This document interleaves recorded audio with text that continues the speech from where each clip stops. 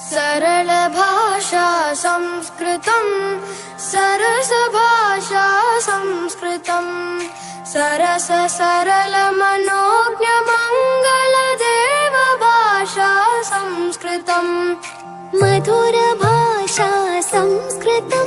दिवसे जे अस्माकं विद्यालये उपस्थिताः सन्ति सर्वे अतिथयः अहम् अनुरोधे सर्वादौ अग्रपूज्य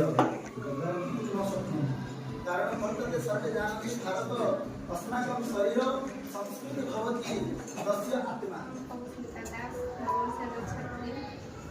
परोपकारं फलन्ति वृक्षः परोपकारं वहन्ति नदः परोपकारं दुहन्ति गावः परोपकारं इदं शरीरम्। यार अर्थ अछि परर उपकार ପାଇଁ गଛ फल धारण କରିଥାଏ ଓ परर उपकार ପାଇଁ ନଦୀ ମଧ୍ୟ ପ୍ରବାହିତ ହୋଇଥାଏ।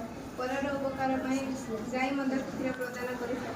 ଆମର ଏ ଶରୀର ମଧ୍ୟ परर ଉପକାର ପାଇଁ ହିଁ ଗଠିତ।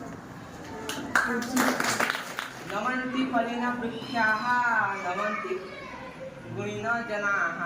यार अर्थ जेमिति जेमिति गोटिए फलेन वृक्ष लई जाइଥାଏ ठीक सही परि जणे गुणिना व्यक्ति बा शिक्षित व्यक्ति लई जाइथांती किंतु शिष्ल वृक्षाश्च मूर्खाश्च न नमन्ति कदाचन। किंतु शिक्षित वृक्ष केबे लई न खाए ठीक सही परि मूर्ख व्यक्ति केबे भी लई न खांती। नमस्कार। नारिकेल समाकारं साते विसर्जनम् अन्ये बद ककारं हरिरेव मनोहरं।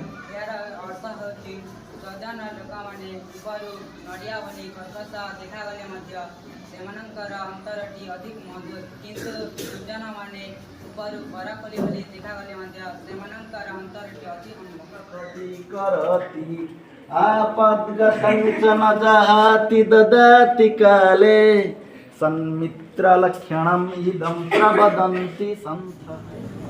नमो मित्राणि। नमो नमः मित्रे। अरे भवन कथं सन्ति? वयं कुशलिनः। बहुदिनान्ते भवतं दर्शनं भवति खलु अस्य अध्ययनं कथं चलति? सुवनं चलति। भवतम् अध्ययनं कथं प्रचलति? बहु सम्यक् चलति। भवती किं पठन्ति? अहं विज्ञानं पठामि। आधुनिकयुगे विज्ञानस्य अध्ययनं अतीव आवश्यकम्। अहमपि विज्ञानस्य छात्री। अधुना विज्ञानक्षेत्रे बहवः आविष्काराः जायन्ते। बहुत उच्चधन भवान् किं पठति? अहम् आङ्ग्लभाषा पठामि। वर्तमानकाले आङ्ग्लभाषा विश्वभाषारूपेण परिगण्यते। अहमपि आङ्ग्लभाषा पठामि। जो आङ्ग्लभाषा न जाने समर्पित करते थे। हो ठाकुर भवान् किं पठति? अहम् इतिहास पठामि। इतिहास भोडामृ भवान् किं पठति? अहं देवभाषा संस्कृतं पठामि। अहमपि संस्कृतं पठामि। संस्कृतं पठति। संस्कृतं तु केवल क्रियासु वा पूजापाठेषु उपयोगं भवति। संस्कृते तु किमपि नास्ति। प्राचीनकाले जनाः पठन्ति स्म परन्तु अधुना कः पठति संस्कृतं? संस्कृतं पठित्वा जीवने किं करिष्यति? विकेट न वा? मित्राणि भवन्तः संस्कृतभाषायाः विषये न जानन्ति अतः संस्कृतभाषा विषये इतस्ततः कथयन्ति। संस्कृतभाषा समस्तभाषाणां जननी अस्ति। संसारस्य समग्र ज्ञानविज्ञान अस्माकं वेदेषु वर्तते। वयं जानीमः यत् राइट ब्रदर्स हवाई जहाजस्य आविष्कारं कृतवन्तः परन्तु वयम् एतत् न जानीमः यत् सहस्रवर्षेभ्यः पूर्वे मेवमस्ति भरद्वाजेन विमानशास्त्रस्य रचना कृता। रामायणकालेपि रावणस्य पार्श्वे पुष्पकं विमानम् आसीत्। चिकित्साक्षेत्रे ऋषि धन्वन्तरित आयुर्वेदस्य प्रथमगुरु महर्षि सुश्रुत शल्य चिकित्सा आविष्कारक। गणितक्षेत्रे तथा ज्योतिषक्षेत्रे भास्कराचार्य आर्यभट्टाचार्य प्रमुखस्तः। आधुनिक युगेपि संस्कृतस्य महत्त्वं विद्यते। अमेरिका देशस्य नासा नाम अंतरिक्षक अनुसंधानद्वारा अपि संस्कृतस्य उपरि गवेषणा क्रियते।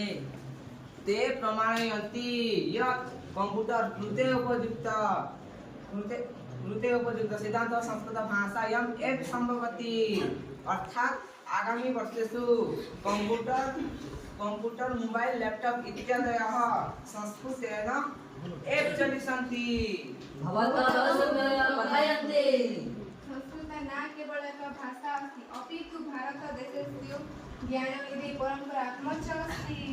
संस्कृतस्य उन्नतिद्वारा एव अस्माकं देशः पुनश्च विश्वगुरुपदेन अलङ्करिष्यति। जयतु भारतं जयतु भारतं जयतु संस्कृतं जयतु भारतम्।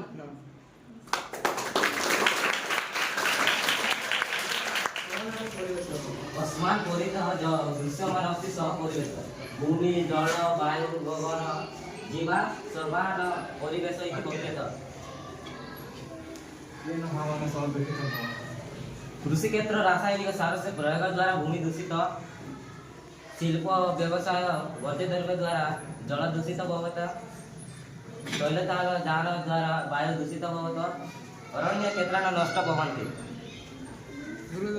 परिवेश कथं सुरक्षित यदि कृषिक्षेत्र जैव सारस्य प्रयोग कुर्मः तर्हि भूमिः सुरक्षिता भवति। यदि शिल्पवारस्य वर्जित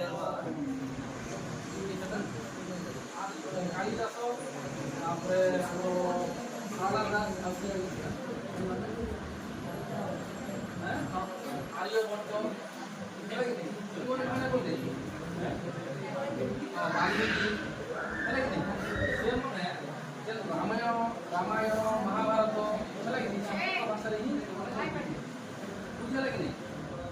दिवस आम पालन करुचे जहाँ आम सौभाग्य जे मुझे दिवस